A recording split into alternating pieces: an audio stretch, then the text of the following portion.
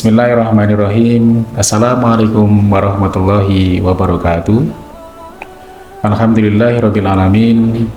Wassalatu wassalamu ala asrafil mursalin wa ala alihi wa sahbihi ajmain.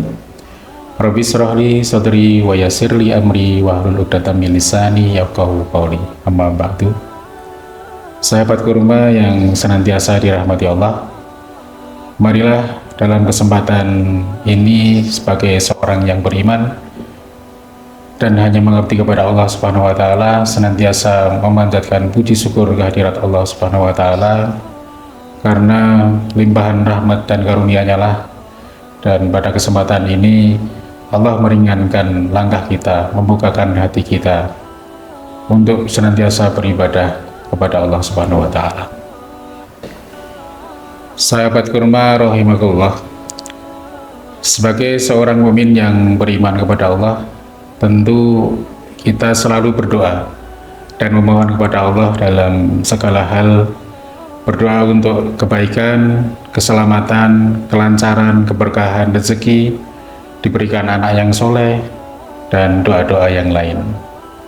Nah, salah satu doa yang populer dan semua umat Islam pasti sudah menghafalkannya, yaitu doa sapu jagat, termuat dalam Al-Quran surat Al-Baqarah ayat 201. Wa minhum may yaqulu rabbana atina fid dunya hasanah wa fil akhirati hasanah wa qina adzabannar, yang artinya, dan di antara mereka ada orang yang berkata, ya Tuhan kami, berilah kami kebaikan di dunia dan kebaikan di akhirat, dan peliharalah kami dari siksa neraka. Doa ini sangatlah pendek, akan tetapi penuh makna, karena meliputi permohonan nasib kita di dunia, di akhirat, dan tempat persemayaman akhir kita, yaitu di surga nantinya. Para ulama sepakat bahwa doa ini adalah doa yang paling baik di antara banyak doa-doa yang ada. Kata kebaikan yang ada dalam ayat 201 Al-Baqarah, yang mengacu pada segala kebaikan yang disukai manusia di dunia dan di akhirat. Kebaikan di dunia mencakup segala kebaikan duniawi seperti kesejahteraan, rumah yang luas, istri yang cantik, dan rezeki yang lapang, ilmu yang bermanfaat, serta amal soleh, ataupun juga tunggangan ataupun kendaraan yang menyenangkan, ujian yang indah, dan yang lain selain itu. Kebaikan di akhirat mencakup dimasukkan ke dalam jannah atau surga, keamanan dari kengerian yang sangat dahsyat ketika kita berdiri di saat penghisapan amalan nantinya, dan dimudahkannya hisab atau penghitungan amalan, dan yang selain itu dari perkara-perkara kebaikan di akhirat. Tentunya setiap manusia menghendaki dan berharap akan mempunyai nasib yang baik, yaitu menjadi orang yang sukses, baik sukses di dunia maupun sukses di akhirat. Sebuah target dan harapan hidup yang sangat luar biasa, tetapi pertanyaannya adalah bagaimana caranya agar kita dapat mencapai harapan dan target hidup tersebut. Dalam Al-Quran, Allah berfirman, amlil insani ma tamanna walillahil akhiratu wal aula. Artinya, apakah manusia akan mendapat segala yang dicita-citakannya? Tidak. Maka hanya bagi Allah kehidupan akhirat dan kehidupan dunia. Termuat dalam Quran surat An-Najm ayat 24-25. Karena berapa banyak kita melihat harapan hidup, angan-angan hidup seseorang selalu tidak sesuai dengan kenyataan hidup.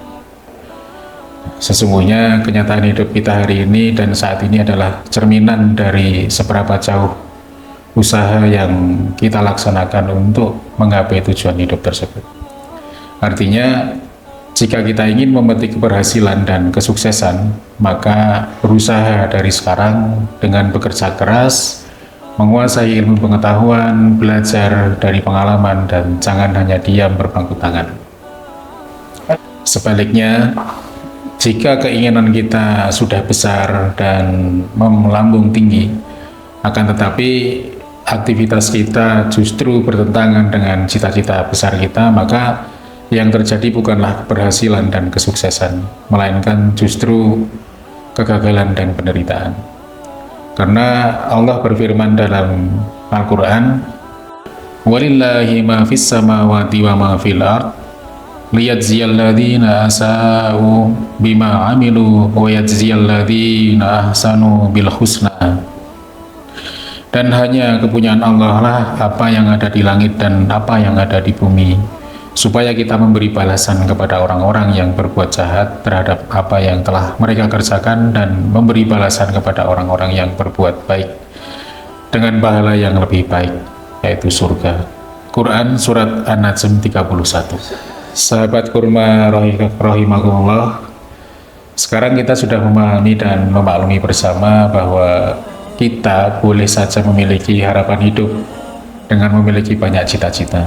Akan tetapi kita harus ingat bahwa manusia adalah makhluk yang sangat lemah dan tidak berdaya tanpa bantuan dan pertolongan Allah Subhanahu wa Ta'ala.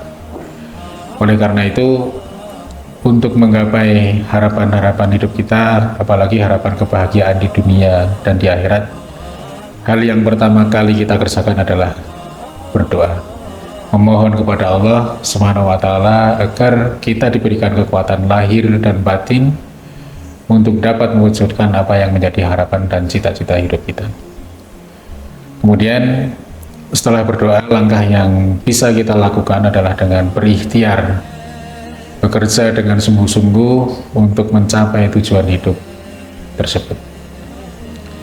Ayat-ayat di atas menjelaskan kepada kita bahwa seberapa besar usaha yang kita kerjakan pasti sebanding dengan hasil yang kita peroleh. Kemudian setelah itu kita belajar menjadi orang yang bertawakal atas apapun yang Allah berikan kepada kita, dengan senantiasa bersabar menerima sesuatu yang tidak sesuai dengan keinginan kita, dan senantiasa kita bersyukur kepada Allah atas nikmat dan karunia yang kita terima dari Allah Subhanahu wa Ta'ala. Yang menjadi pertanyaan kita selanjutnya untuk menggapai harapan hidup kita adalah, sudahkah kita berdoa kepada Allah dengan sungguh-sungguh? Sahabat kurma rahimakumullah, mari kita renungi bersama kira-kira hal-hal apa yang menyebabkan tidak terkabulnya harapan kita. Nah, ini ada beberapa kemungkinan. Yang pertama, cita-cita dan angan-angan yang selalu diselimuti oleh hawa nafsu, yang tentu tidak mengukur dengan kemampuan diri kita sendiri. Yang kedua, manusia bukan Tuhan, yang segala apa yang diinginkannya pasti bisa terpenuhi. Manusia dengan segala kelemahannya adalah hamba Allah yang tiada dapat melakukan apapun kecuali mendapat kekuatan dan pertolongan Allah Subhanahu wa Ta'ala. Yang ketiga, mungkin kita belum berdoa kepada Allah dengan sungguh-sungguh. Doa hanya sekedar harapan di hati dan lisan saja, belum mengarah kepada doa yang sebenarnya, yang hanya ditujukan kepada Allah Subhanahu wa Ta'ala. Yang keempat, belum berusaha dengan sungguh-sungguh, terlalu sering menengok ke kanan ke kiri dalam hidup sehingga belum berjalan dengan arah dan tujuan yang semestinya. Nabi bersabda, "I'mal lidunyaka ka'annaka ta'ishu abada, wa amal li akhiratika ka'annaka tamutu ghadan." Yang artinya, berusahalah untuk duniamu seolah-olah engkau akan hidup selama-lamanya, dan beramalah untuk akhiratmu seakan-akan engkau akan mati besok. Mudah-mudahan Allah memberikan kemauan dan kemampuan kepada kita semua untuk dapat menggapai dua kebahagiaan tersebut, baik kebahagiaan di dunia maupun kebahagiaan di akhirat. Amin. Nasru minallah wa fathun qarib wa basyiril mu'minin. Wassalamualaikum warahmatullahi wabarakatuh.